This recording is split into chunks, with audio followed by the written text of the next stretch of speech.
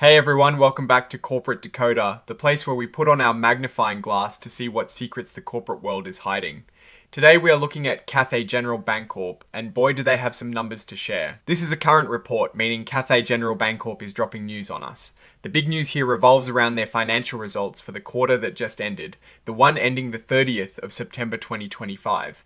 Think of this as a quick update on how the bank has been doing on the money front. So what we have is a filing that essentially points us to a press release where Cathay General Bancorp is spilling the beans on their financial performance. They are telling us how much money they made, how much they spent, and generally how healthy their finances are. It is all about the nuts and bolts of their business operations and their financial health. But it is not just about the numbers themselves. Cathay General Bancorp is also giving us a heads up that they will be hosting a conference call to talk about these results.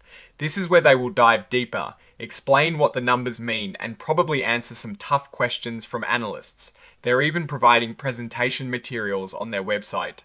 This is what we call being transparent, or at least trying to be. This filing is like a signpost pointing to two very important documents. The first one, Exhibit 99.1, is the actual press release detailing their financial results. This is where all the juicy financial information is hidden. The second document, Exhibit 99.2, contains presentation materials. These are likely slides or documents that walk through the financial results, perhaps with charts and graphs. It is the company's way of telling their story with numbers. Now, Cathay General Bancorp is a publicly traded company, meaning you can buy and sell shares of their stock.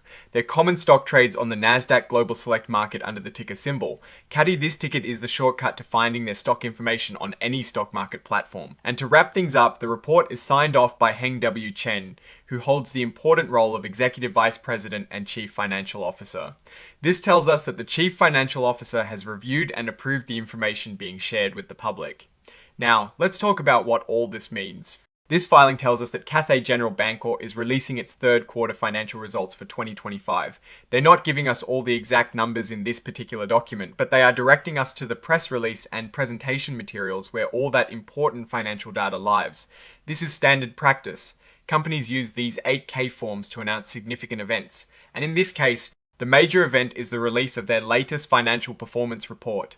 When a bank like Cathay General Bancorp releases its financial results, we're looking at key indicators like earnings per S-share, net income, total assets, and loan growth. For a bank, loan growth is crucial. It means they are lending more money, which is their primary business. Strong loan growth often translates to higher interest income. Wednesday also be looking at their net interest margin, which shows how profitably they are lending money compared to the interest they pay on deposits. A rising net interest margin is good, while a falling one can signal trouble or increased competition. We also want to see how they are managing their expenses. Banks have operating costs like salaries, rent, and technology. Keeping these in check is vital for profitability, and of course we cannot forget about their asset quality. Are their loans being repaid? Or are they seeing an increase in non-performing loans, which means borrowers are struggling to pay back what they owe? For banks, this is a big deal. A bank with a lot of bad loans is a bank in trouble. Think of it this way, if Cathay General Bancorp reports a significant increase in net income and loan growth, it suggests they are doing well and expanding their business.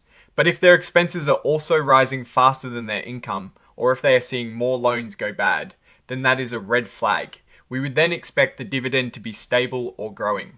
We always want to see if the company is returning value to its shareholders through dividends or share buybacks. This report is just the beginning of our look into Cathay General Bancorp's performance. The real insights will be buried in that press release and the presentation materials they've attached. It's in those documents that we'll find the specific numbers that tell the true story of whether this bank is sailing smoothly or hitting some choppy waters.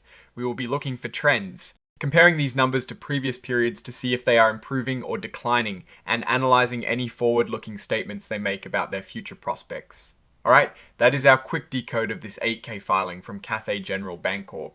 It's essentially their announcement of announcing their financial results. We've got the signal. Now we just need to wait for the full transmission of data. What are your thoughts on Cathay General Bancorp? Do you think they are set for a strong quarter, or are there underlying risks we should be aware of? Let us know in the comments below. If you found this explanation helpful, please hit that like button and definitely subscribe for more corporate intelligence. Don't forget to join our Discord community linked in the description for more in-depth discussions. Thanks for watching, and we will see you in the next video.